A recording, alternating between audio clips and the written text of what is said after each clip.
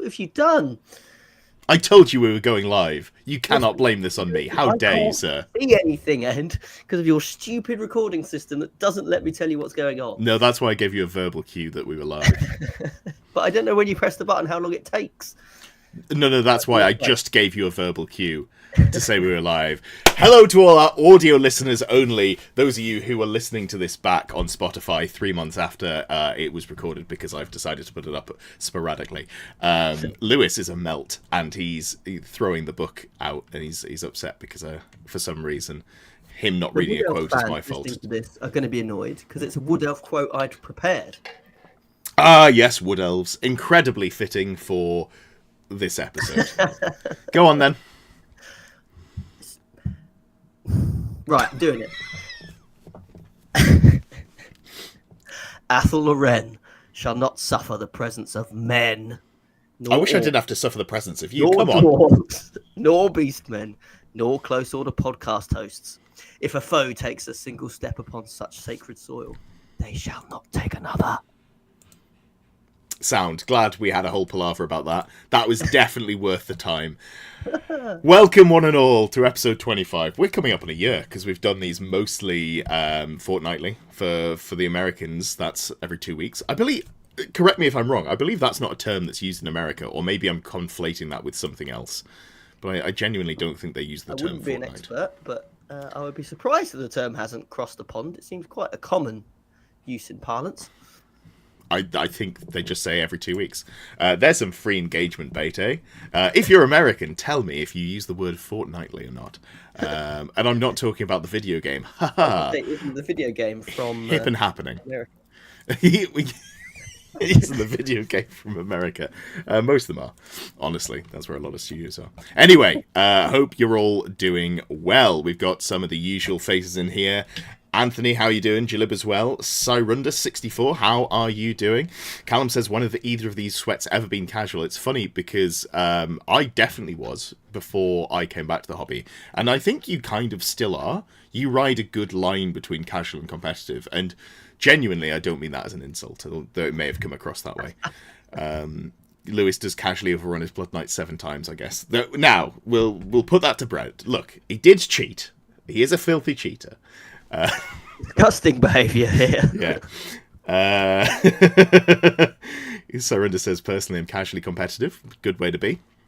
That's a good way. That's what I am. Yeah, absolutely. Hasselflavor says, Fortnite, the game with Thanos and Darth Vader. It's funny because to someone who doesn't know, that sounds like you're doing a bit. That's actually true. Fortnite is just one of those games that is pulled from popular culture and really cashed in on everything they can. Landon says, not unless I want my co-workers to jump me in the parking lot.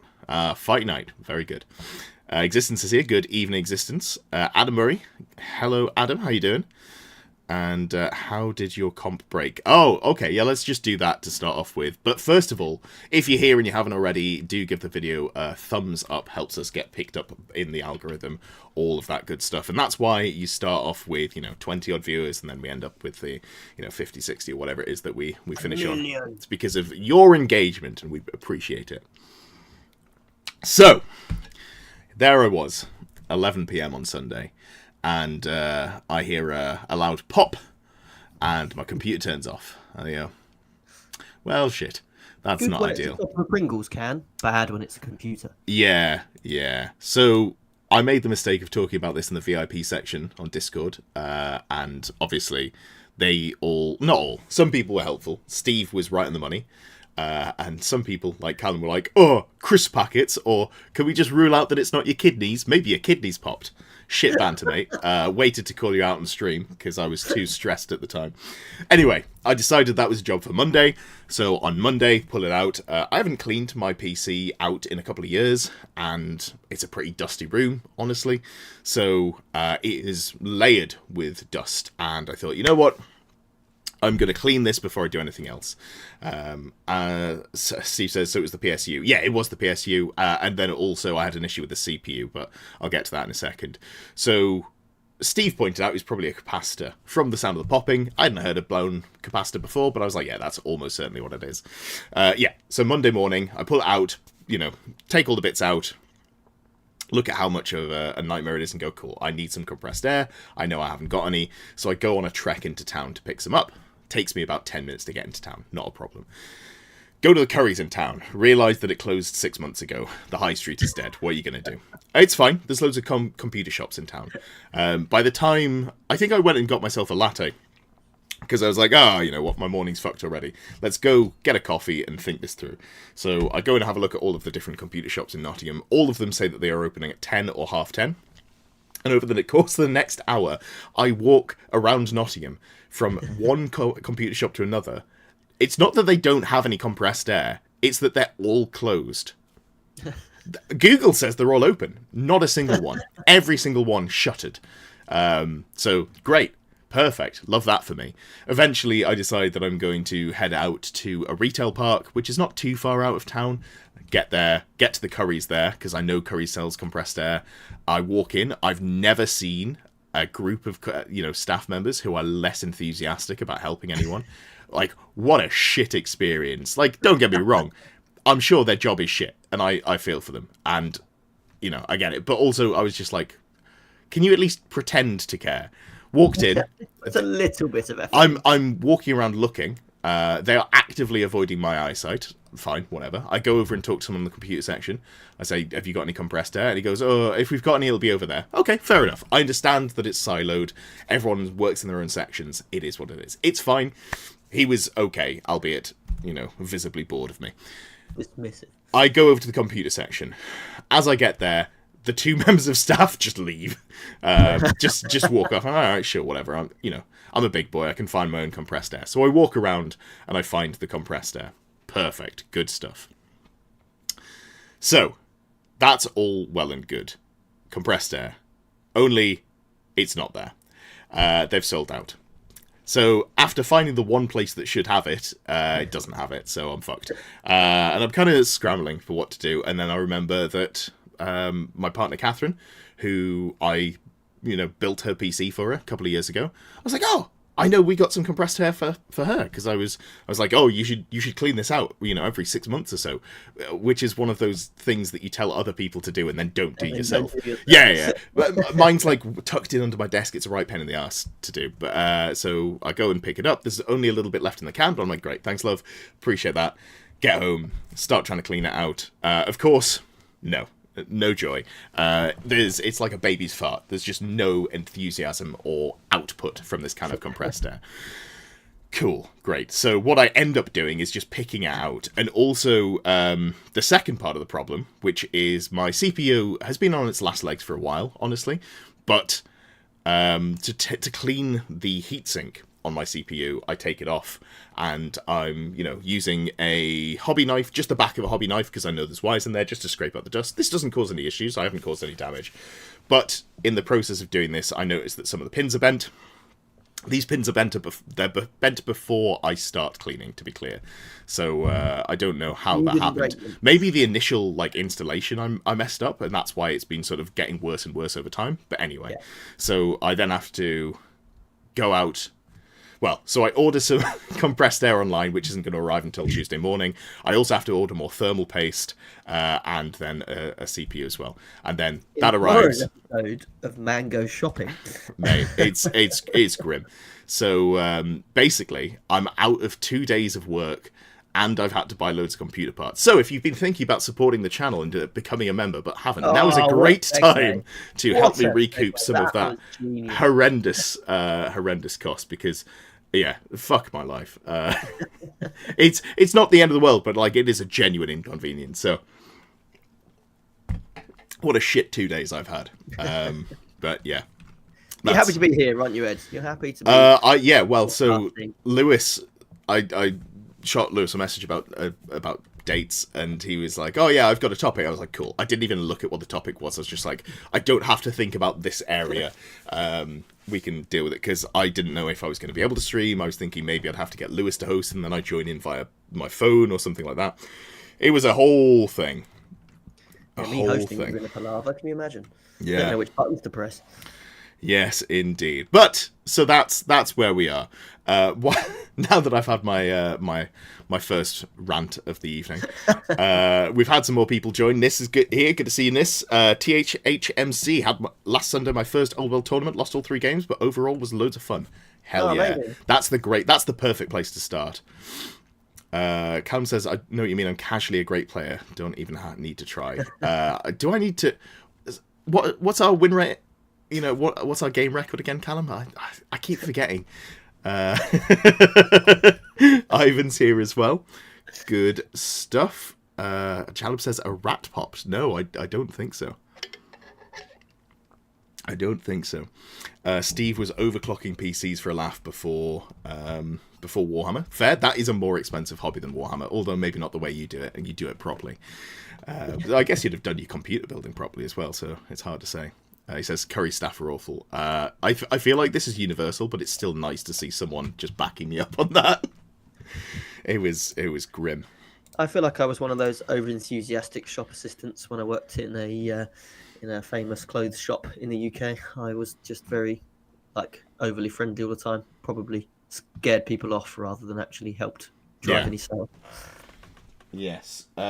Sorry. Someone said that they had a pet dryer for cleaning, dusting out their PC. I didn't actually buy compressed air. I got a hair dryer specifically for cleaning out PCs, but with attachments. It's out of reach, so I can't be bothered to grab it. But yeah, Carmen Rider's here just in time. Got some Avalon High Elves on the table, and you guys unloud. Excellent stuff. Good to see. Existence says Ed is a hypocrite confirmed. I'm not sure what that's in referring to, but Existence is usually pretty reasonable, so I'm going to assume it was deserved. If Callum or Steve had said, I'd be like, why are you being a dick though? But if Existence type it, I'm like, oh god, what have I done? I've done something wrong. Did you stay hydrated during all that walking? Don't want to hurt the kidneys. This is one of the worst tangents you lot have been on. I'm not in love with that. Soup was good. Kidneys, not great. Steve says, guess who worked at Next? Did you say that just so you could capitalize guess who because of Lewis? Is that where we're at? And I'm also quite impressed that he guessed the correct shop name as well. So I don't know whether I've mentioned it before or whether he's just... you worked at Next? Yeah. Oh. You do look like you could work at Next. Thanks. I don't know if I should take that as an insult. It's not. It's not really a compliment. It's just a statement of fact. Yeah. Cool. All right. Well, we're here. We've caught up on what I've been doing. Losing my goddamn mind. That's what I've been doing. But it's nice to have my computer back. God. So there was some reason that I couldn't use my phone as well. I think I might have been... I don't know. There was 2 hours where I couldn't use my phone as well for some reason. I can't remember the cause for it. Anyway, I felt very exposed without any sort of technology. No technology. What do I do? Yeah. Anyway, how was your week? Yes, my week was good. I have just come back from my stag do, so I apologise if my throat sounds rough, because it's been a big weekend of drinking. Yes, I'm feeling a little bit sensitive right now, but we're all good. We're pushing through. I was back at work today. I tried to go back to work yesterday, didn't end well, so we're back at work today. That's funny. We're taking that one as hours I have not worked, unpaid. You and me both. I don't think that's a justified response to not turn up to work. Yeah. Hey, Krieghammer, good to have you. So we're both... It's been a bit of a mess this week so far, but we'll both be managing, I guess. We'll do something. Okay. Well, should we start on the topic of discussion? Because we're going to be talking about going from being a casual player to a competitive player. Obviously, there is a video on this channel already if you do want to, take the first steps in terms of how do I go to my first tournament. But this is maybe a little bit from the whole overview, whether you've been to tournaments already and you're looking to get better, or even just a more holistic view of starting out without having gone to any tournaments and then getting to the point where you're, maybe the goal is to aim to play internationally. That was one of my goals. Oh, he's gone again. What a dickhead. That was one of my goals in the lead up to getting back into competitive 40k years ago. So it is absolutely achievable. All you have to do is just join a much smaller game, and then it's an easier thing to do. Perfect. So this was your topic, and I think you had a bit of structure in mind. Yes. So what I'm thinking is that this is something that I think a lot of us who go to events regularly probably forget what it's like to go to your first event or to join a community for the first time and start interacting with people. I think there'll be probably in the majority of old world players don't go to events. They don't necessarily spend lots of time on Discord chats abusing podcast hosts, or engage with a lot of the stuff Games Workshop are doing. They'll pick up their models or go and play with their friends, and that will be their extent of engagement in the hobby. And sometimes I think we forget those people exist, and sometimes that they may actually want to transition into coming to more events or getting more actively involved. And I think it's important that we, as people that do go to events, are as welcoming as possible for those individuals, but also potentially through this show and other shows, give those individuals something they can listen to or something they can watch that might just give them a couple of tips that, to I say, everyone that goes to events already and is active in the community already might be quite obvious, but hopefully will be useful to those individuals who are kind of newer to the tournament scene and potentially the competitive scene.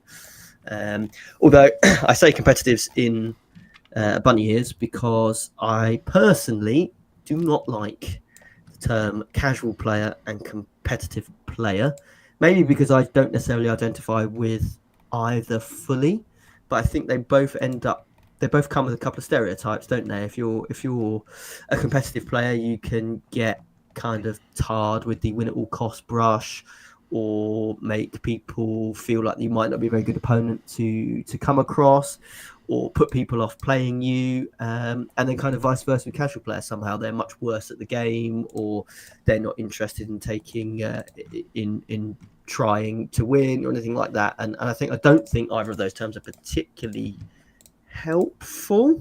Sure. If that makes sense. I don't know what the alternative terms would be. Because again, you do end up categorizing people somehow, maybe like newer players, but they're not necessarily casual players, or people that don't go to events aren't necessarily new players. They're just players that potentially have not engaged in the event scene up until that first event that they go to. They might have been playing for 20 years. So yeah, interesting. I don't know what your thoughts are on the terms themselves, Ed. I, as a general rule, don't like labels. I find it really frustrates me when people get put into boxes because of labels. If you want to self-label, that's fine.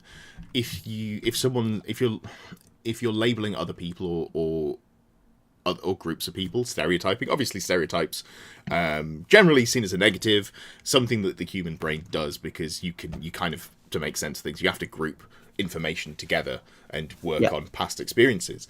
But generally I'm against labels. Interestingly, I don't really have a strong opinion on the term competitive, and I think that's because I've always seen it as more of a positive, and that's kind of more in a prideful way, I guess, because it's definitely sort of like, oh, competitive, they're the good players. So I think if anything, I've just been like, oh yeah, well, I'm one of the good ones, eh? So I guess for me, it would be casual is the term that I would look at as being slanderous. Maybe the term I'm looking for. But so I don't know we need the terms, basically. No, you're 100% right. And if you do end up thinking you might need the terms or might find them useful, trying to change that stereotype would be the best way of going about that. Because take the competitive player example. And not everyone that goes to a tournament, just because you go to a tournament doesn't make you like hardcore win at all cost player, horrible opponent, just going to exploit the rules and catch people out. But if you look on, say, my favorite bashing place, which is Facebook, anytime anything competitive or post a tournament list in one of the old world Facebook groups, there'll be reams of people go, I'll never play you, because you've got a particularly hard list, you're a particularly competitive player. So that stereotype really exists, and it's really powerful in some ways, and it's not very helpful. But then actually what you've just said there, Ed, you view competitive in a positive way because you think it represents you, who is not a horrible player. Yes, you'll take a strong list, but you're not a horrible player, and you're really good to play against, really good fun. People learn a lot from playing with you. So it's interesting how that switches depending on your perspective. My goal has been to make people say, or not necessarily say, but like feel, I hated playing against your list, but I liked playing against you. That's for me, that is the highest compliment I could get. I've done a good job writing a good list, and also I've been a nice opponent. Like that's the ideal. Do you remember your first event? Do you remember what it was like going to your first event? Yeah, when I was growing up, I probably would have been in my early teens. Going to play 40k, it would have been, I think. Hold on, chat. Boo! 40k, boo! Tomatoes at him, get rid of him. What's he doing here? Yep. His bases are the wrong shape. I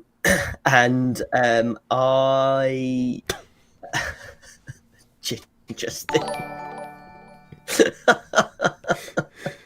move on, Ed. No. I think it's important to read this out. I've deliberately turned off the text to speech so that it doesn't overlap people's, when people are saying things. But I think it's important that people who very generously donate, thank you, Steve, do get the messages read out. And I'm not saying that just because it makes fun of you. So I get Lewis not liking the term competitive player or casual player. It's just splitting the community. Lewis, do you feel you're a Guess Who player? I think I'm the best goddamn Guess Who player. Yeah, like I don't.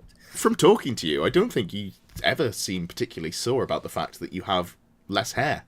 You're just kind of accepting of it and in good shape, so it doesn't matter. Can't change it, can I? If I buy a wig now, you'll all definitely notice. So where we are. Yeah, there are hair solutions. Should I? I mean, obviously, I'm a little bit small to be getting those big things, but if I could get one of those hair regrowth sponsorships, do you want in on that? Should we test it on me? I think by the time it's gone to market, it probably should have been tested. I'd bloody hope so anyway. Maybe the sort of level of sponsorship I could attract, maybe that's the untested solutions. Yeah. Anyway, sorry. We were talking about your first competitive experience, your first tournament experience when you were in your mid-teens. Yes, and it would have been 40k, and it would have been at a place in Colchester in Essex called 40k Gaming.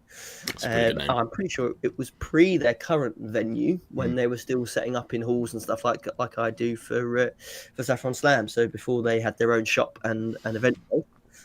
Would have gone to one of those events. That would have probably been a singles event or potentially doubles, but I'm pretty sure it's a singles event.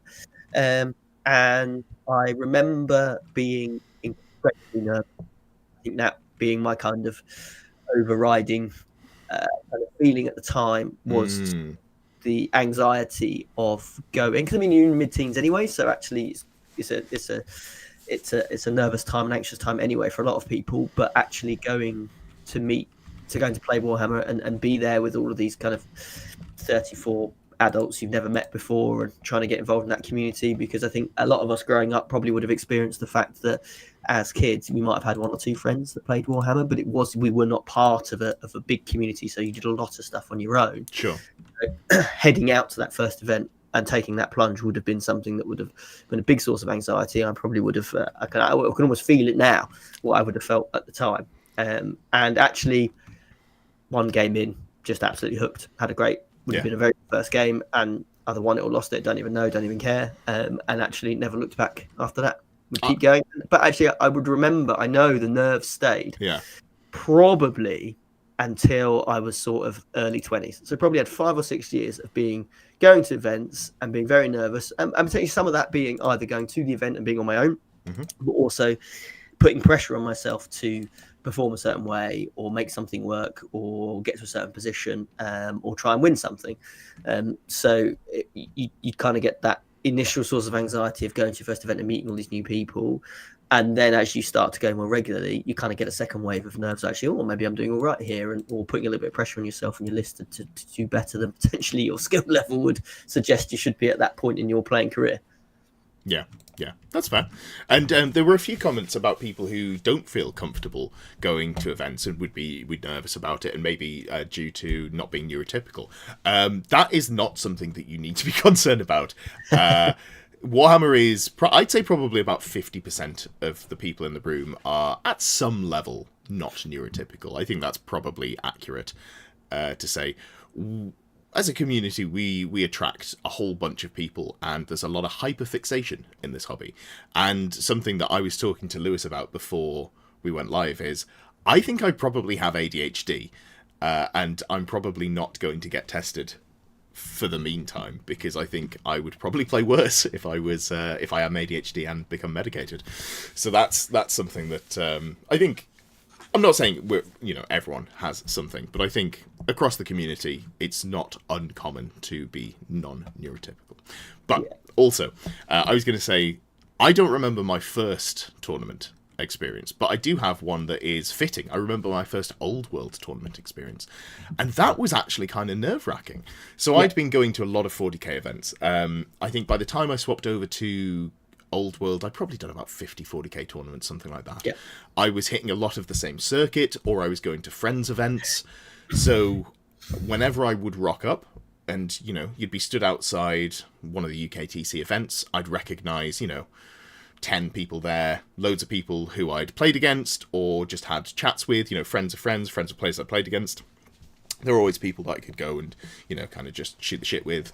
Always nice to see. And going to my first Old World event, I was like, I know no one here. This is weird. This is really odd. And also there was the double whammy of, at the time, being a very small YouTuber, very incredibly small, and also going to a venue owned by the biggest Old World YouTuber. So that was an odd experience. It was a double whammy. But yeah, it was quite nerve-wracking, actually, which is weird to think, because the apparatus of going to an event is something that I'm very comfortable with. But yeah, it was interesting. Definitely. And I think the overarching message of this evening is, to anybody that is feeling slightly anxious about it or slightly nervous about it, is just to go for it. If you can build up the courage to do it, just absolutely go for it. You will find, at every event I've been to and everyone that I run, you will find a group of incredibly welcoming, incredibly friendly, incredibly supportive people who fundamentally are all in that same room for exactly the same reason, and that is to get their toy soldiers out, have a day or a weekend away from all the stresses of normal life, to just roll dice and play games with each other. And actually, you will walk away from that event feeling like you've just gained 20 friends, 10 friends, 5 friends, depending on how many you speak to over the course of the day, how many people you feel confident going up to or come up to you. Sure. So if you stop listening at this point, if you are a player that's never been to an event or you're nervous, just go for it. Take that on trust, promise, and then hopefully we can give you a little bit more tips following that. Absolutely. And it's disingenuous to say that there aren't shitty people who go to events, but they are a real minority. I think I've had, across all the events I've gone to, I've had like 2 games where I've been like, this was actually a game that I wouldn't want to have again. Like, sometimes I have a game with someone who doesn't necessarily want to be playing me. Like, back in 40k days, when I was playing a really oppressive army that just kind of shot people off the table, even if they were stood behind terrain, I had one game where my opponent looked at my army and was just like kind of threw a fit. And like, that sucked, but also I do kind of get it. It was kind of crappy for him. He buckled in when, I gave him 5 minutes to have a sulk, and I was like, right, this is uncomfortable. You're gonna, sort your life out. So then he became a functioning human being, and I crushed him. It felt really good to absolutely destroy him. He was being a dickhead. People. Sorry, there was a tangent there. Almost everyone who goes to events is lovely. My favourite thing is round 1, playing against someone who goes, this is my first event. It is nice to know that you've got a fairly easy game. That is an aspect to it. I'm just going to acknowledge that and then talk about the rest of it. It's great. I really enjoy being the first experience someone has at a tournament, because I feel like, and there's no way of saying it without tooting your own horn, I think I'm a nice person to play against. I play in the way that I want people to play against me, and I find that if you play in that way, 9 times out of 10, people will be receptive and do the same as well. So it's not even just being some like altruistic. It's it works in your favor as well, because if you're a nice person to play against, people are nice to you. If you make it clear that you are, very by intent. Anytime there's something small, people will be like, oh, it looks like, you haven't quite done that right. Do you want to scooch him over? And then you can be like, yes or no. So all of these things are good. And just setting up the attitude when you go in is really solid. Yeah, I think that was going to be one of my tips for the evening, was for those of you who are newer players listening to this, who are thinking about your first event. And if you do go, then actually being open with your opponents that it's your first event, or that you've only played a few games of Old World, or you're new, you've only been to one event before, or whatever, it's a really good starting point, because actually you'll visibly see your other opponent relax for a start, for the exact reason you say, Ed, that actually they're probably going to get an easier game than they maybe have been thinking, depending on what your list looks like. But actually what you then get is you get those experienced players helping and supporting you through your game, and actually giving you tips or giving you advice or helping you make your decisions, helping you with your rules, that sort of thing. So I would, as a really good thing to do with your first event, or going to your first few events, is to actually be open and tell people there's things you're not sure of, and that to be patient with you, and make sure that that you get time to think about what you need to do, and actually you'll find that everybody will work with that and support you through that game, and actually you'll just learn so much faster as well. Yeah, absolutely. You'll be able to get that sort of feedback as the game progresses from your opponents. Kind of shooting your head a little bit here, Has a Flavor had a funny comment. Lesser known rule from the Old World rulebook: any dispute can be resolved by you and your opponent by way of a fist fight in the parking lot. Now that's funny, but you know what it can? Any rule can be any dispute can be solved by getting a judge. Yep. Having played some Magic now, and I think I've probably mentioned this a few times on this channel, and a few times on the 6++ channel as well. Coming from having played some Magic, where it's just, if there's anything wrong, you're just like, okay, judge, and that's just normal. You're not trying to bamboozle your opponent. You're not trying to get one over on them or anything like that. I've definitely brought that into how I play Warhammer. It's, if there's anything where I'm like, okay, I think it's this, and my opponent's like, I don't know. I was like, cool.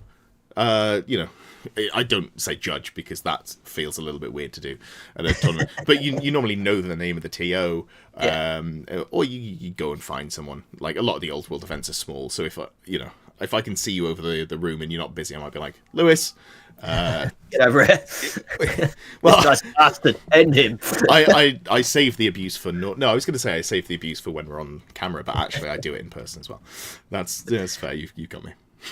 No, you're 100% right, and I'd extend that kind of message of letting your opponent know that you're new to your TO as well. I have no problem if people want to email me in advance of the event with concerns, questions, comments, anything that they need to make that experience better for them, or just simply say, look, I'm brand new, I'm probably going to make some mistakes, or actually could do with a hand on these things, or just to let you know that I'm new.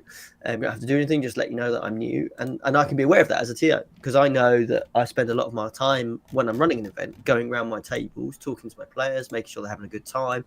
And actually, I know that if I know in advance that someone is feeling a bit anxious or a bit nervous, I can actually make sure that we spend time with those individuals and make sure they're comfortable, make sure they got drinks, make sure they get everything they need to feel as comfortable as possible in the event. So it's like being that open and being honest about where you're at as a player is really helpful. It's going to help you. Yeah. A couple of great comments we got here.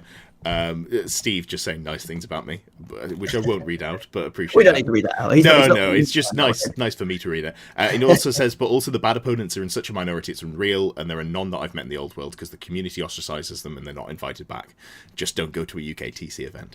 Now, I'm not going to publicly endorse the bottom one. I understand why people don't like UKTC events. I will say I've across the board had a good time at UKTC, but I did play Warhammer 40,000 like it was applied maths, so if you're looking for more of a hobby experience, then UKTC is maybe not lining up with your goals. Whereas, I want to understand the number I need to roll in every situation to get to where I need to be, and that's fine. That's all I'm looking for out of it.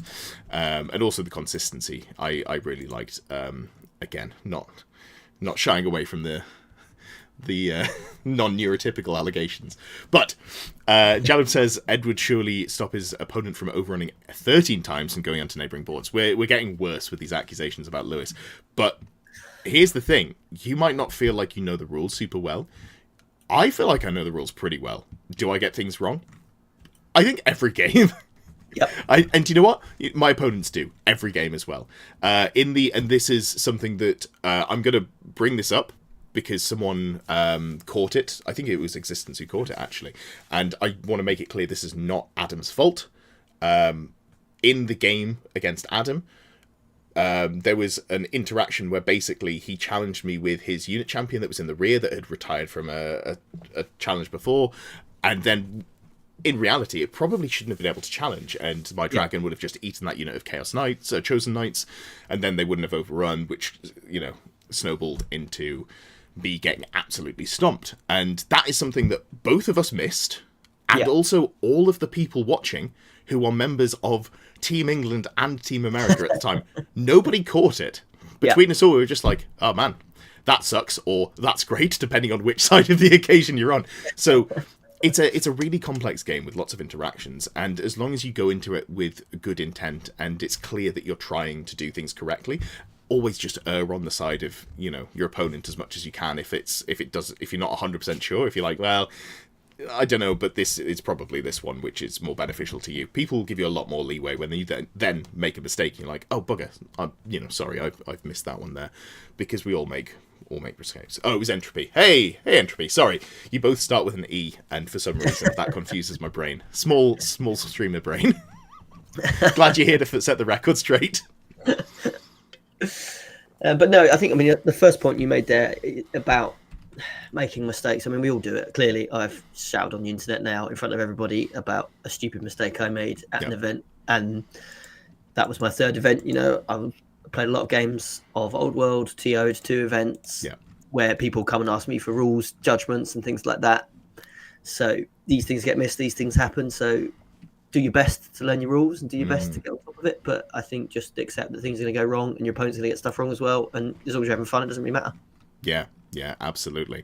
I know I said that I was going to let you steer the conversation, but I keep just seeing things or remembering things that I'm like, oh, and here's another thing. So apologies for this. But huge shout out to Jordan G on Discord, one of the channel members, who went to an event, I think it was Sunday. It was this weekend, and he went 3-0 at his first event.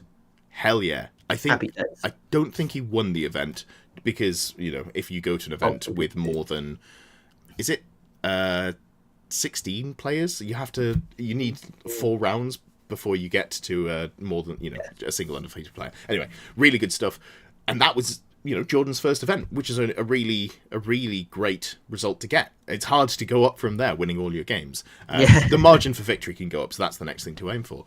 But what do you think we should talk about in terms of what is a realistic expectation for you going to your first event? Yeah, well, I think the key for me is to not, especially for early events, manage expectations based on game results. Yes. Actually, you want to set your expectations based off things that you can control. Especially as a new player, it's really important to think about things that you can actually control, because you're not going to be able to control who you play against. So the likelihood is, especially in the first 1 or 2 rounds, you're going to play against players that probably are going to be a lot better than you. So actually trying to base your experience of an event off how many games you've won, I think you're on hiding to nothing there. So I think everyone's expectations will be different, but like a good sort of intro expectation is to do something really, really straightforward that, or for some people it might be more pressurized, but actually just to make sure that you begin every game by shaking your opponent's hand, looking closely at their army and finding something that you think is really, really cool about their army, and taking time to point it out, because you can control that. You can go into an event, you can shake all 3 of your opponent's hands, you can go into their army and go, oh, that character conversion that you've done there is amazing, or I really love those knights you've put together, or that dragon, I hate the dragon, but it's really cool. And I hate that I'm playing against it, but it looks good. Yeah, you can actually, and I've done this sometimes with 40k events where I've got players that are relatively new. Actually, we write those down. We write down a couple of goals for the event. Yeah. We put down a goal that we can definitely achieve, a goal that would be nice to achieve, and maybe like a stretch goal after that. And you can just write those down, and you can say, actually, you know what?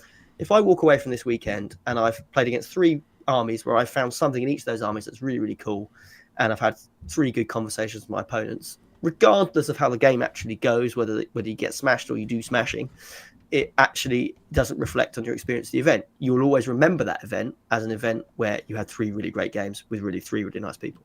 Yeah, absolutely. Steve's got it on the nose there. Just got to have fun, make new friends, enjoy your games. Yep. Never care how many games I win. I care about how much I laugh during all those games. Great starting perspective. If you want to get more competitive and start caring about the games, I think it's still good to go to an event or two and have a good baseline. I think that's really solid. Hamsfan says, can I bring sweeties to represent my Warpstone tokens and eat them as I use them up, though? So here's the thing. Encourage that. Yeah. Not only can you, if you don't, that is illegal. And you will be arrested. This is not legal advice. Local laws may vary. So, the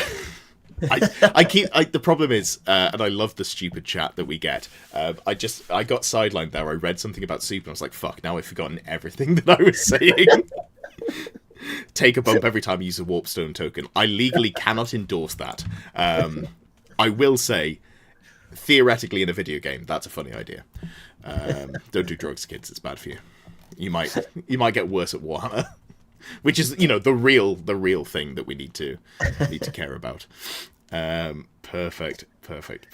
Anything else that you wanna go to from there? Yeah, I was gonna just we're jumping around my points a little bit, but we're making progress, so this is all good. I think as well when you're thinking about coming to your first event, choosing an event that is going to kind of be built towards you is going to make sense. We joked a little bit about the UKTC events earlier, and they're great events, but they tend to be part of a much bigger tournament. So you'll have a massive 40k tournament going on, a load of Star Wars events going on or whatever. So you'll end up being in a really big room with like 600 people in it. Or you go to the LGT, there'll be like 2,500 people there. Yeah. If you're already, that is an amazing experience. I would recommend you do it. I think it'd be really, really great, especially for Old World at LGT and things like that. It was a good fun event, and to be in that atmosphere is amazing. But actually, if you're already feeling a bit anxious about getting in a room full of that many people, pick a small event. Go to your local TOs everywhere. I mean, if you're in the UK, they're in every sort of town and city now has probably got at least one event going on. I think there's one every 3 weeks or so. The expansion is pretty aggressive. I will say I'm going to be missing this year's LGT, the London tournament, which I'm a bit bummed about, actually. I've been to all of the last 4 or 5, and it's a great social experience. You get to see all the people that you've played against over the year, because everyone goes to that one, especially in 40k when it's such a big tournament.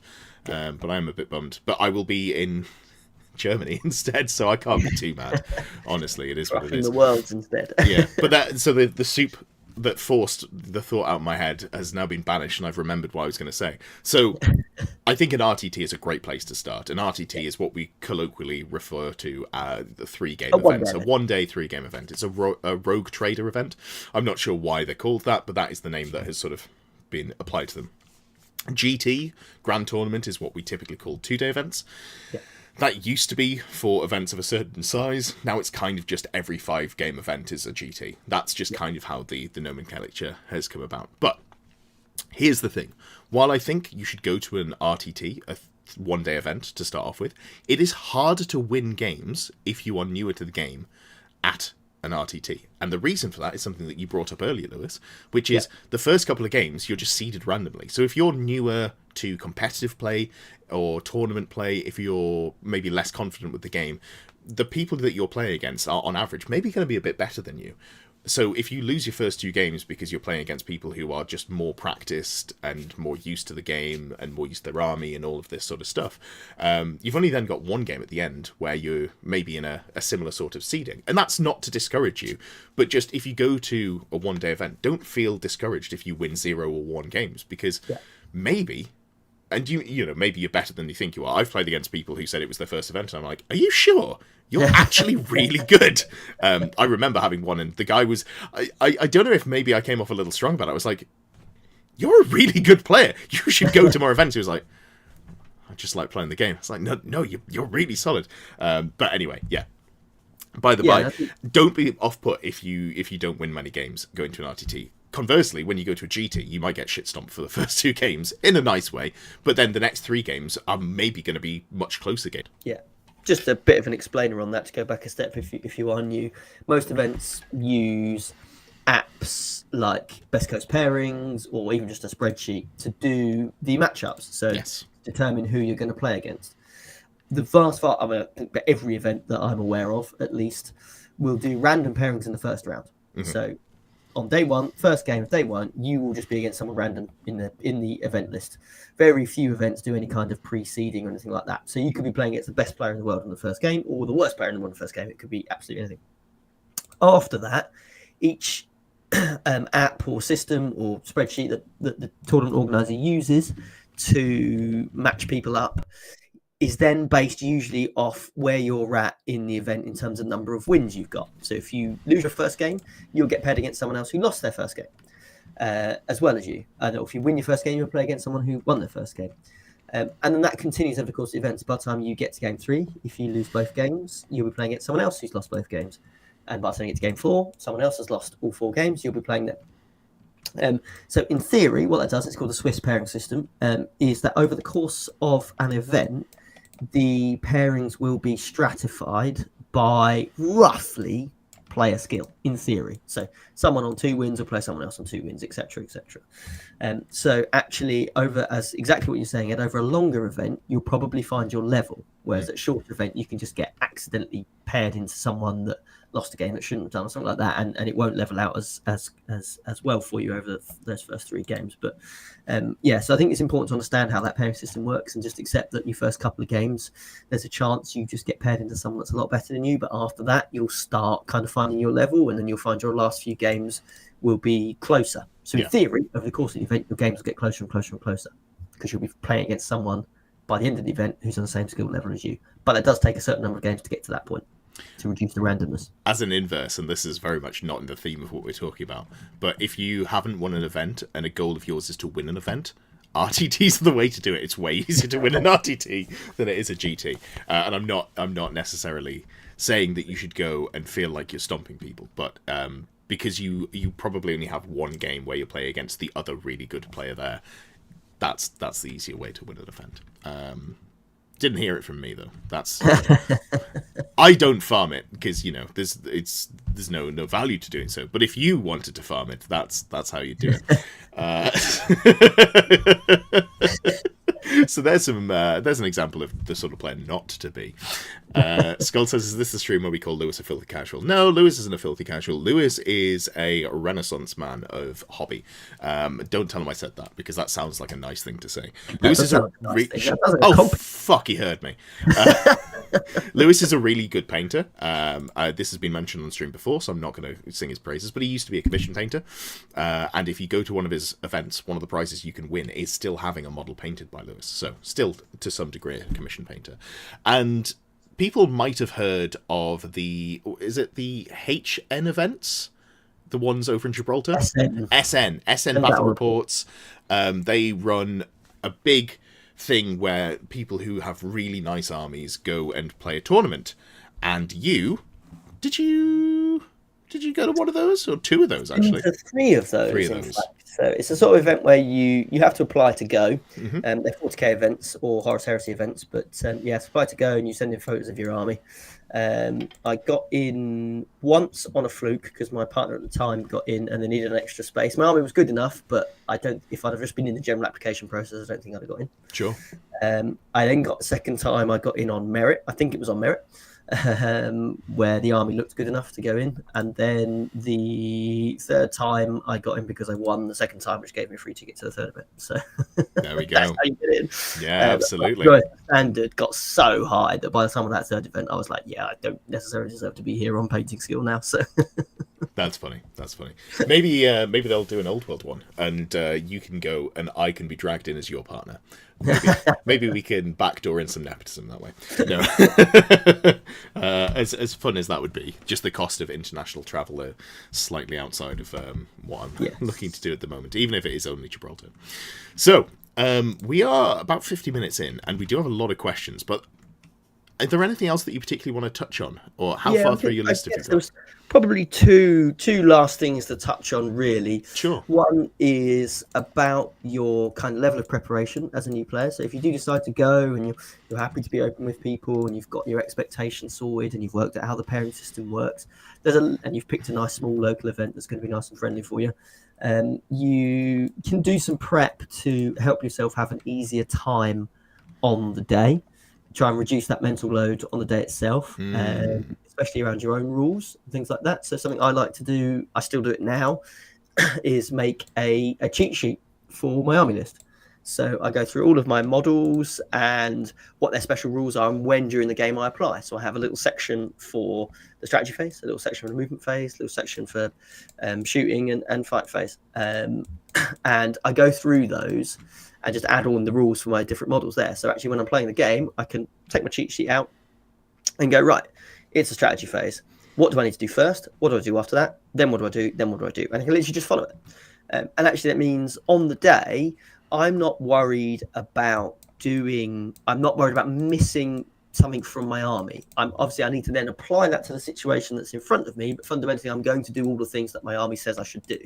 So actually from a planning perspective, from a stress level perspective, much easier, because I don't actually have to remember anything. It's all there in front of me, and as long as I just look at the cues on the right time, then I can actually just do the thing, and then actually can focus my energy on how I can then do those things in the most advantageous way for me possible. Yeah.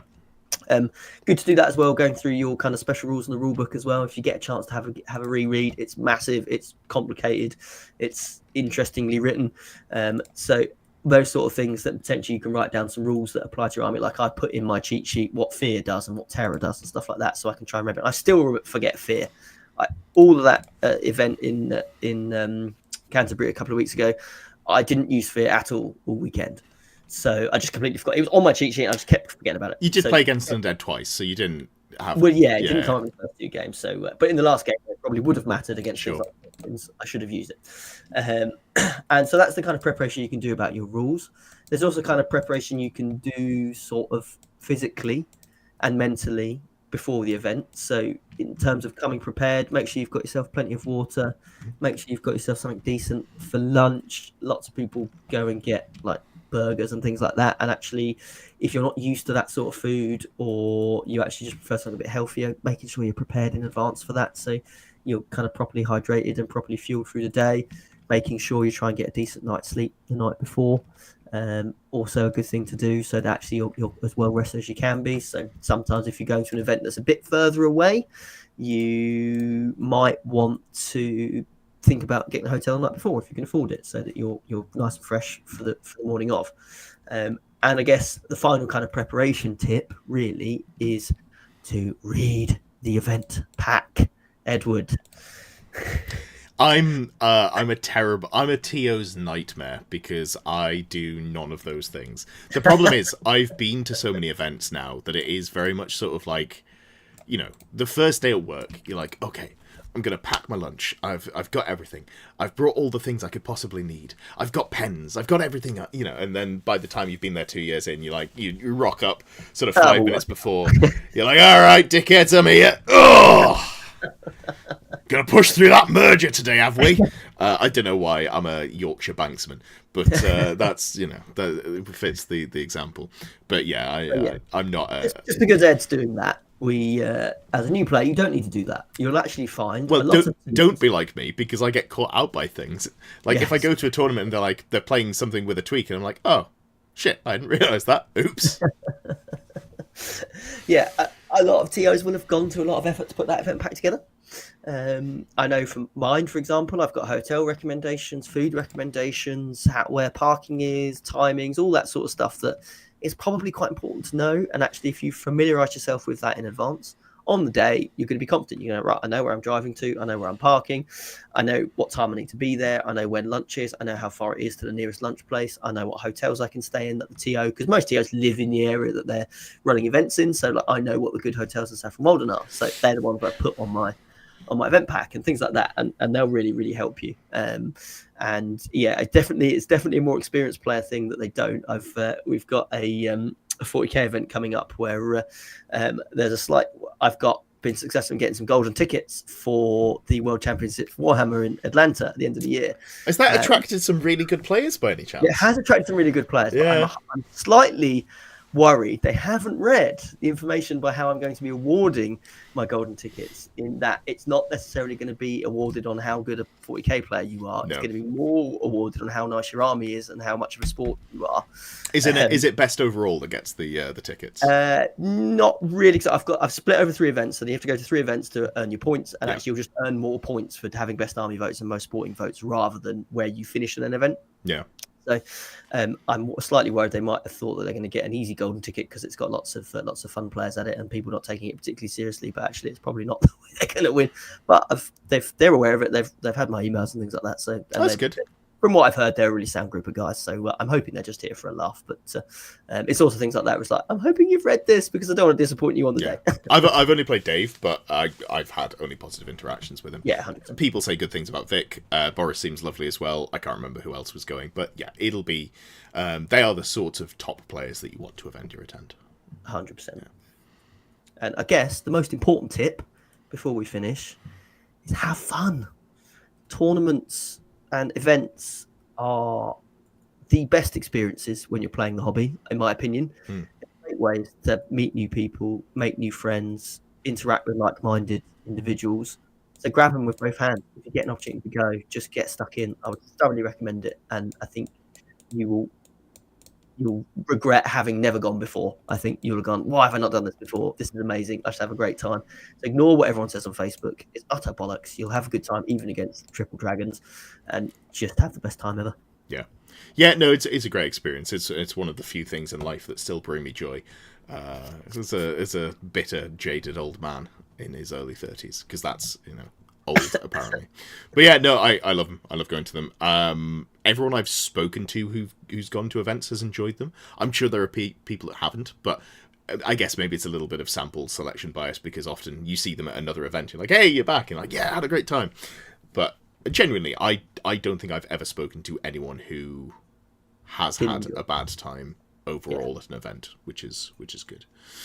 And for a value for money perspective as well, if I do say so myself, 30 quid for a whole day or 60 quid for a whole weekend worth of entertainment. Pretty good value. There's not many hobbies we can get that out of it. It's it does chafe a little bit to pay money after you've paid to buy your toys. But then if you think, this is a little difficult if you haven't been playing, but if you look at the tournament price costs from back in the day, people are still charging 30 and 60 quid. Weirdly, despite inflation, that's one of the few things that hasn't gone up. Still, which means maybe people were paying through the arse when they shouldn't have been back in the day. So, who knows? But yeah. That's a different conversation. It is, and I don't run events, so my perception is they should be free. Because that's somehow sustainable, obviously. Yes. As someone trying to run a business, can confirm there'll be no chance of it being free anytime soon. No. And speaking of things being free, everything on this channel, as always, is free. But if you do want to support, you can become a member down below. As previously mentioned in my rant about my computer blowing up, it would help recoup some of the last 2 days of not working and buying new parts for the PC. I'm getting smooth at this. I'm getting all right. You're really good at those segues now, mate. Thank you. So casually. Because so just sidebar, because the way the word is written looks like it should be pronounced seg. I, despite knowing it's pronounced segue, have enjoyed for the last sort of 5 years or so, or any time I'm on camera, just saying seg instead of segue. Brings me joy when I see people get annoyed. Brings me stress. There's my toxic trait. Completely unnecessary. But yeah, was there anything else, or should we go on to the podcast questions, which are questions you can ask if you're a Longbeard or above tier member, and there is a section in the Discord. So if you are a channel member, do make sure to post in the needs role section, and I will apply your Discord role so you can see and post in those sections. Yes, and I think I'm hoping, and if you are new and you're listening to this was useful conversation. Do let us know whether you think it was useful or not. Stick some comments in the chat or whatever. Anything else you think we've missed, anything we should have covered. It's a big passion of mine to get new people into the hobby, and it's something that my events desperately try and push that sort of atmosphere that allows that to happen. So I'd really like to hear if we can do anything else or anything that you would need to go to an event that currently you don't think exists. I can think about that incorporating my events in Essex. Even if you're nowhere near Essex, I can still incorporate it in for my players. Yeah. Steve says, start smashing out orc arms. That'll pay for PC parts eventually. That'll pay for PC parts at a fairly like reasonable rate, Steve. Thank you. Most questions we've got. I did. Sorry, Ed. I wanted to do a shout out for someone on Discord. You did. Go ahead. Sorry, Joe. This is late. I was going to do this at the start, but I've just looked back up at the top of my notes, and his name is there. We have had lovely individual, Joe. I can't pronounce his last name. Joe Liu from Beijing. He is a tournament organizer and he runs a club in Beijing, and he's been messaging on Discord because he is translating the old world rulebook from English into Chinese. I didn't even realize that Games Workshop didn't release the rulebook in different languages, and that people had to translate them. It does it does some languages, which leads to some hilarious mistranslations and misunderstandings of rules in certain areas. Looking at you, Italy, you had a poor translation for something recently. But anyway, please continue. But yes, no, so he's translating all the rules into Chinese, which is a pretty monumental effort. I think he's using AI to support and is obviously doing then read-throughs. But when English isn't your first language and it's already a complicated and sort of, I don't want to say badly written, but badly edited set of rules, to then have AI translate that into Chinese and then actually try and make it make sense to a Chinese player, I think is an admirable task. He's also incorporating all of the FAQs from both the Games Workshop studios and I think at least the Square Base FAQ as well into Chinese, and then doing what I think all Games Workshop documents should do, incorporating the FAQs into the original text of the rules so they're not in two separate places. And doing that all whilst trying to teach players in his local community how to play, get them involved in the old world, and trying to bring this game to Beijing and to China and make it more accessible to a different audience that currently isn't as gauged as I'm sure we would all love it to be. So big shout out to Joe. I've not told him I'm doing this, but I just wanted to do that because I think when anyone sticks their head above the parapet and takes on this extra work for no real gain other than seeing the community grow, I think they deserve to be shouted out, and I think they deserve to be applauded rightly for what they're doing. Absolutely, yeah, no, huge fan of that. And it is really great to see people taking on that sort of level of involvement and community building, because that's really what drives this game forwards. It is the community more than anything else. 100%. So, MJH Sinclair, what kind of objectives have you seen in other games that you think would make interesting additions to the old world? I mean, I think just playing around with a little bit of some sort of through game scoring as an addition to the current VP system. I really like the current VP system we have.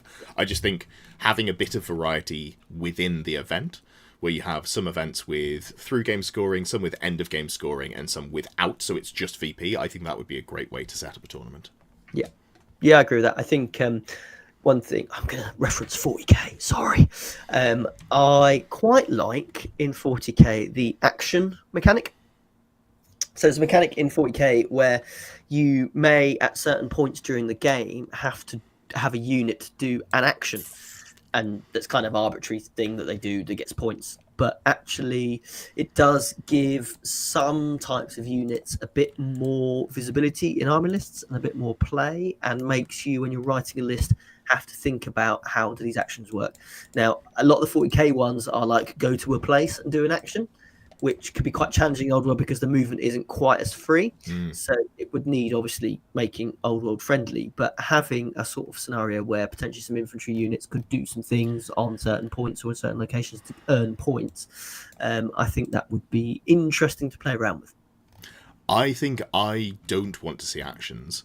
And I think this is too much of a thing to get deeply into, but I think because we see smaller numbers of units that are larger, I think it would be too hindering to the armies that have to play those sorts of bricks, like dwarves, for example, where they're already kind of punished for that. And I think it would encourage more small skirmish-based models in a system that already benefits you taking that sort of avoidance style. And I don't know that that's something that I want to encourage more. So I think as the game stands, I would be concerned about seeing actions, just because I think it could lead to lists being less like Warhammer Fantasy, basically. Right. Okay. No, I see what you mean. That's a fair point. And I think, but you wouldn't inherently be against the idea of having some kind of sort of secondary scoring in addition to the victory points. Yeah, in addition, I don't want to replace it. I just think sometimes having it as like an additional aspect of the scoring would be fun. So like, 40% or half of the games at a tournament maybe having some sort of scoring in them as well, but still having a good amount of just kill point scoring, because that feels more. Yeah. Yeah, there we go. Entropy says skirmishers could move freely. Yep, there we go. That's don't want more skirmishers. Jordan G says, if Beastman had a flying razor gore, would it be called a Pegasus? Yes. I don't think we need to say any. Not a serious question. Just wanted to show off his pun. Great pun. Good stuff. Appreciate that one. I couldn't think of anything better in the 10 seconds I'd have to think of something up live on stream. Yeah, absolutely. Steve is trying to stir shit, so I don't think we need to go through that one. That doesn't sound like Steve. Then Steve, again, I am going to read this one out. My current copy of Guess Who says that it's made in China. Does that mean you've always aspired to have a Cathay army, and will they all be painted as different Guess Who cards? I mean, you are interested in Cathay, so... Since it was teased, I want a Cathay army, so I don't think that's Guess Who related, though. No, it's not. God damn it. The problem is, as much as I love the members that are active in the VIP section, there are a bunch of Muppets. So I will read out some of these, and if your question isn't read, you know why. Ed says, is a salad still a salad if the ingredients are cooked? How much can you cook a salad before it becomes a stir fry? I don't think you can cook a salad at all. You can't cook a salad. I think you can add cooked stuff to a salad, like a cooked protein, or you could put cooked vegetables on a salad, but I don't think something that is cooked is a salad. I also don't believe anything that's just stirred up in a bowl of fucking mayonnaise is a salad. I understand that's what it's called. That's not a salad. Get a grip. Also, no such thing as a pasta salad. That's just, like, it's a name that doesn't mean anything. There's no salad aspect to it. It's pasta and mayonnaise. Get out of here. Yeah, I think if you said a pasta salad to someone in Italy, they'd probably shoot you. Yeah, and then there was a question about Russian salad that I don't know what Russian salad is. Best not to ask. No. I don't want to know. No. And then, again, this doesn't need to be read out, but I am going to read it out. Ginger Steve, just firing shots, says, is he well travelled enough? I'm sure he knows about Towie and white stilettos, but has he ever been anywhere more exotic than Slough? I think that might be aimed at you. I don't think that's aimed at me, funnily enough. No, yeah, I have been to Brentwood, where Towie is filmed. I think Have you ever been anywhere more exotic than Slough, though? Oh, is there anywhere more exotic than Slough? You were on the Isle of Arran this weekend. I was on the Isle of Arran this weekend. I think that's a pretty good. I am a well-travelled individual, unfortunately, Steve. Sorry, mate. Yep, that's fair. Oh, Morrison's have the best salads at the salad bar, all carbs and mayo. To be fair, I do like croutons on a salad bar. Like you can add croutons to a salad bar. That's acceptable. Have either of the 6++ boys been to Slough? Did you enjoy the beach? I do not enjoy beaches on principle, and I haven't been to Slough. No. I don't think I've been to Slough either. I don't know what's in Slough. Anything exciting? No. I'm not really sure why we are hyper-fixated on it, but here we are. When I worked at Morrison's, a woman ate from the salad counter and said Jesus gave her permission. Well, Callum, I'm glad you had that experience to share with us. That's a level of confidence that one day I aspire to have. I think, I don't know the age, he doesn't suggest the age of the woman, but I think it's one of these things where if I retire and get a bit older, I also was picturing 60s. Age, I would just go and do stuff like that just to mess with people's heads. Nothing is in Slough, that's the joke. I see. Very good. Will you be taking Fix My Lists for the Renegade pack? Yes, I will. And I will need people to be clear that's what they're doing, because otherwise I'm just going to talk about it as if it's the normal pack and completely miss things. Jordan says, do you think Bretonian Exile should be renamed to Brexiles, or is that too close to Brexit? Never forget. That was our national tragedy. That's tickled me. That's great. Yeah. I do think that Brexile should be Brexited. They should do a Brexit out of my fucking game. I am currently writing a variation of high elves that just absolutely stomps Bretonnians. It's worse into other things, but on that aspect, satisfaction. Yeah. 20-0ing Bretonnians. Yeah, I don't think it's more of a singles list, although I don't think that I will have it ready for my event weekend after this one. So, yeah, it needs playtesting. Ed says, if you're a citrus fruit, what would you be and why? I mean, I like oranges. Great, Lewis is an orange. Love the vitamin C. Makes me healthy. Yeah. Cool. I don't know if I want to be an orange, though. Yeah, I mean, I did. You don't tend to get, if you're like cooking, you tend to like squeeze and lime and lemon. I think lemon is my favourite citrus fruit. So when I was a teenager, you know how you get slices of lemon on like the side of fish and chips or with drinks. I, for some reason, thought it made me look a bit impressive to eat the slice of lemon. But you know how it's like the first time you have coffee, the first time you have wine or beer, you don't enjoy it, but you pretend to, because that is the social conditioning that we're forced into as a species. And then you have a few more and you're like, actually, this is pretty good. I now quite like eating a slice of lemon. I don't just do it, but if there's ever lemon on the side, I'm like, I am going to eat that though. And it is a bit sour. You're like, and it's just nice. I enjoy that. So lemons for me. If you pour lemon juice on a salad, does it make it a soup? Shut the fuck up. Matthew says, I keep arriving at the mentally broken stage of your streams. It's disorientating. Well, and it's not your fault, but it is the VIP's fault. They're nuts. They're driving me to ruin. The rest of the stream has been quite, I think, if I'm tooting my own horn, quite a serious podcast with actually hopefully some vaguely useful and interesting points. You've just turned up now, that's your own fault. I'll go back to the start and listen to the proper stuff. Yeah, absolutely. And then we have a final question, which is not a serious question, but I'm going to read it out. The new Renegade pack has been a positive example of what finishing the legacy factions could look like and has filled the community with some optimism. Citation needed. Split opinions. However, the old world is from the UK, and that's not how we behave or fix problems. How would you change the core factions to basically bring them in line with Lizardmen, Skaven, and Ogres? I think this is a really good point. So, I immediately have some thoughts on this. First of all, any rule, such as choppers or ensorcelled weapons, only works on single-hand weapons. And it only works with some other condition on it. So, for example, let's say ensorcelled weapons for Chaos, Warriors of Chaos, only works on the turn you charge. What you'll find is almost everyone who has a hand weapon also has like a lance or something else that they want to be using on the first round of combat. So you never get that. And that really lines up with Murderous. Also take it off a lot of profiles. So anyone that could legitimately use it, take it away. So, Warriors of Chaos, there's a risk that they might actually get a charge off. Take away ensorcelled weapons. That would make them worse. Any thoughts for you? Yeah, so I think we should really screw with the army composition of how you build, say, a Bretonnian army. So let's say for every mounted model in your Bretonnian army, you must take 1+ unit of peasants. So if you want, hold on. You said for every mounted model, you must take 1+ unit of peasants. 1+ unit of peasants. Yes. Do you understand what you're asking? Skaven players know what's up. I have to take 64 units of clan rats if I want to do anything. 2. You have to take 2.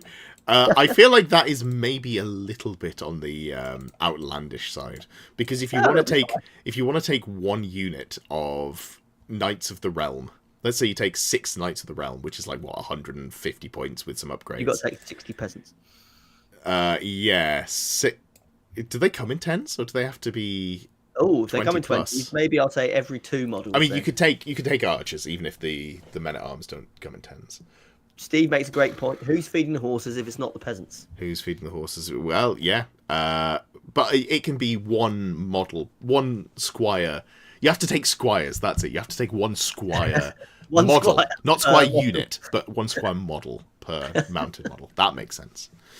No, I'd go the other way. Choppers is the right way to do it, and ensorcelled weapon should work on all. Same for Gromrel. No, existence, you don't understand. We're trying to make everything else worse to bring the core factions in line with the bad legacy factions. We're trying to ruin things so that, in a true compromise, no one is happy. That's what we're thinking. What else? I think more restrictions on what you can take. So it'll be... if you want to take Pegasus Knights, you have to take, let's say, a Paladin. But it's one Paladin per unit of Pegasus Knights, which doesn't sound too restrictive until you realise that you don't actually want to run Paladins. You really want to run the characters that kill things, and then the Green Knight, and maybe a Wizard. And Paladins are like, if I can squeak one in because it gets a free BSB, sure, but otherwise I'm not really too bothered. Yeah, stuff like that. Or how about Chaos Warriors? They only get to make their armor saves if the attacks are not magical. I don't think that makes much sense. At least it's got to work through the lens of the. Sorry, I didn't realise this was serious. My apologies. I've just been using it to take the piss. Yeah, no, everything I've said has been very serious. These are things that I'm going to be pushing to Val to ask him to fix the game with. That sounds like a dig. It wasn't meant as one. If you want to take Pegasus Knights, you have to accept a firm spanking from Dave down the industrial estate. I don't think that is in line with how Games Workshop writes their rules, which is typically how I would make my suggestions. So maybe not that one. What are the other issues? All of the bad legacy factions don't have good mounts, so we'll take away the monstrous mounts for all factions. No dragons. People might rejoice. But, it is what it is. We'll get rid of the cheap units, so no gigantic spawn for Warriors of Chaos. That's too underpointed. Or we'll change it so that it's the same points as the Helpet Abomination. It's still better, but at least it's ridiculously expensive.